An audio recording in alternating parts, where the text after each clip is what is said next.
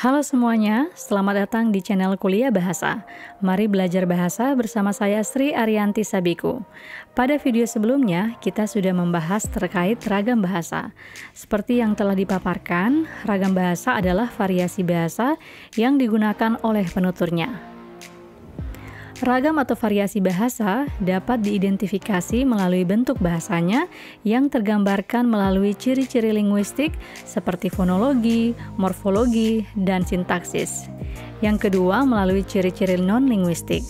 Misalnya berhubungan dengan tempat di mana bahasa itu digunakan, lingkungan atau latar belakang sosial, tingkat pendidikan, atau bahkan berhubungan dengan profesi dari seorang penutur.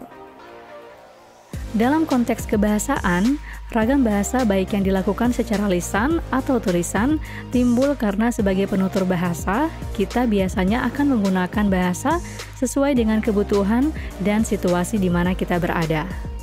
Nah, di video kali ini, kita akan membahas mengenai bahasa Indonesia dalam penulisan ilmiah.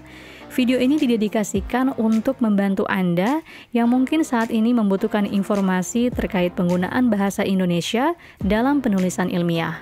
Ingin tahu seperti apa penjelasannya? Tetap stay tune di channel Kuliah Bahasa dan terus nonton video ini sampai tuntas ya.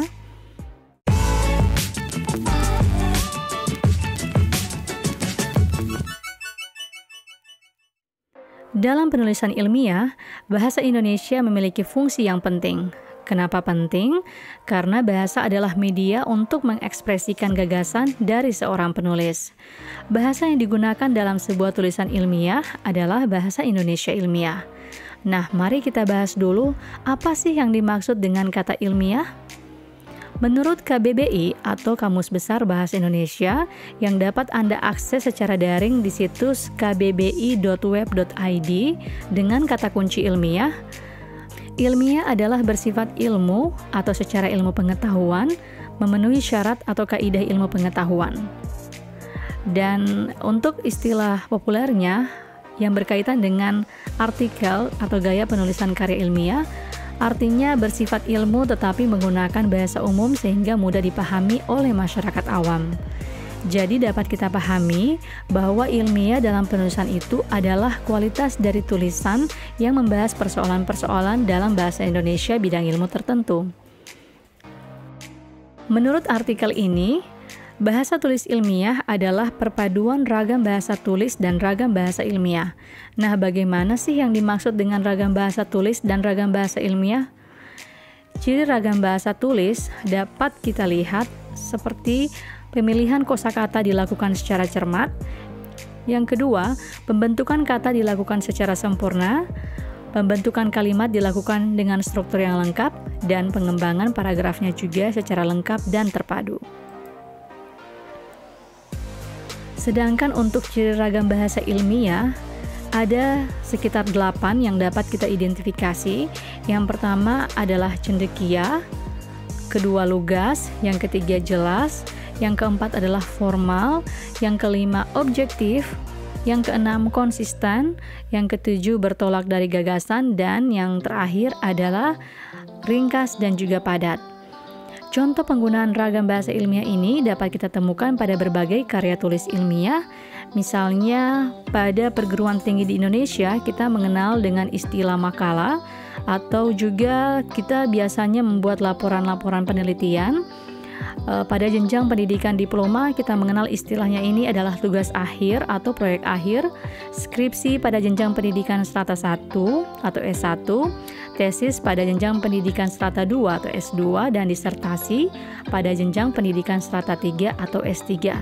Nah, selain itu terdapat beberapa hal lainnya, misalnya ketika kita membuat laporan pertanggungjawaban berupa laporan-laporan keuangan atau laporan-laporan kegiatan di kantor atau perusahaan di mana kita bekerja. Terkadang juga kita membuat naskah surat yang menggunakan bahasa ilmiah atau ragam bahasa baku juga. Nah, baiklah, marilah sama-sama kita melihat contoh dari masing-masing ciri ragam bahasa ilmiah ini. Yang pertama adalah cendekia.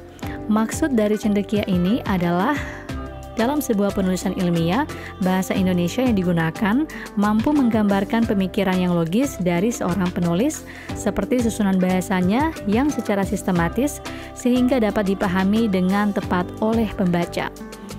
Sistematis di sini artinya sebuah kalimat paling sederhananya memiliki susunan subjek dan predikat, kemudian ditambahkan dengan objek, pelengkap hingga keterangan. Anda bisa membandingkan kalimat pertama dan kalimat kedua. Kemudian yang kedua adalah lugas. Berdasarkan Kamus Besar Bahasa Indonesia secara daring, kita bisa melihat bahwa lugas artinya mengenai yang pokok-pokok atau yang perlu-perlu, kemudian bersifat seperti apa adanya, lugu, serba bersahaja atau serba sederhana. Kemudian jika berhubungan dengan kalimat, artinya tidak berbelit-belit. Jadi bisa kita pahami bahwa makna dari kata lugas ini dapat diartikan bahasa Indonesia yang digunakan dalam penulisan ilmiah sebaiknya tidak berbelit-belit dan langsung pada pokok permasalahan. Berbeda dengan penulisan karya sastra seperti menulis puisi, cerpen, ataupun novel. Anda dapat melihat contoh pada dua kalimat berikut ini. Yang ketiga adalah jelas. Anda dapat melihat contoh dari dua kalimat berikut ini. Kemudian bisa membandingkan kalimat mana yang lebih jelas dan dapat mudah dipahami oleh para pembaca. Kemudian yang keempat adalah formal. Dalam penulisan ilmiah, bahasa bersifat formal. Tingkat keformalan bahasa ini dalam tulisan dapat dianalisis melalui kosakata, bentukan kata, dan kalimatnya. Kata yang formal dibentuk secara lengkap dan utuh sesuai dengan aturan pembentukan kata dalam bahasa Indonesia. Beberapa kata formal yang digunakan bisa Anda lihat pada tabel berikut ini. Dan berikut contoh-contoh kalimat yang dapat Anda bandingkan pada kalimat pertama dan kalimat kedua. Berikutnya adalah objektif. Nah, sifat objektif tidak cukup dengan hanya menempatkan gagasan sebagai pangkal tolak, tetapi juga diwujudkan dalam penggunaan katanya. Anda bisa membandingkan kedua contoh berikut ini. Kata yang menunjukkan sikap ekstrim dapat memberikan kesan subjektif dan emosional. Jadi, sebaiknya kita harus menghindari beberapa kata yang menimbulkan kesan subjektif dan juga emosional. Yang berikutnya adalah konsisten. Unsur bahasa, tanda baca, dan istilah sekali digunakan sesuai dengan kaidah, maka untuk selanjutnya digunakan secara konsisten. Contohnya dapat Anda lihat pada kedua kalimat berikut ini. Yang berikutnya adalah bertolak dari gagasan. Bahasa ilmiah yang digunakan adalah bahasa yang berorientasi pada gagasan. Pilihan kalimat yang lebih cocok adalah kalimat pasif, sehingga kalimat aktif dengan penulis sebagai pelakunya sebaiknya perlu dihindari. Selain dari itu, orientasi pelaku yang bukan penulis juga yang tidak berorientasi pada gagasan sebaiknya perlu kita hindari. Berikut contoh kalimat yang berorientasi gagasan. Selanjutnya adalah ringkas dan padat.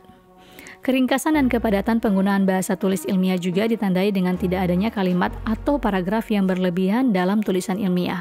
Berikut contoh bisa Anda lihat bagaimana menyusun kalimat yang lebih ringkas dan padat. Anda dapat membandingkan kalimat pertama dan juga kalimat kedua. Jadi dalam penulisan ilmiah, ragam bahasa ilmiah ini memberikan peran yang cukup besar terhadap kualitas tulisan ilmiah. Bahasa Indonesia ragam ilmiah ini digunakan untuk dapat memaparkan teori, fakta, konsep, prinsip, atau gabungan dari keempat hal ini, sehingga diharapkan bahasa Indonesia ini dapat menjadi media yang efektif untuk komunikasi ilmiah.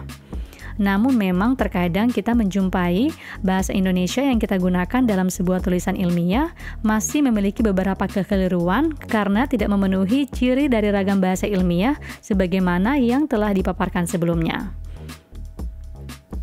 Demikian pembahasan terkait bahasa Indonesia dalam penulisan ilmiah.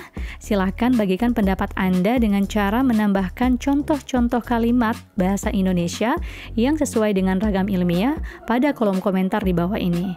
Semoga video ini bermanfaat untuk Anda. Sampai berjumpa kembali di video selanjutnya.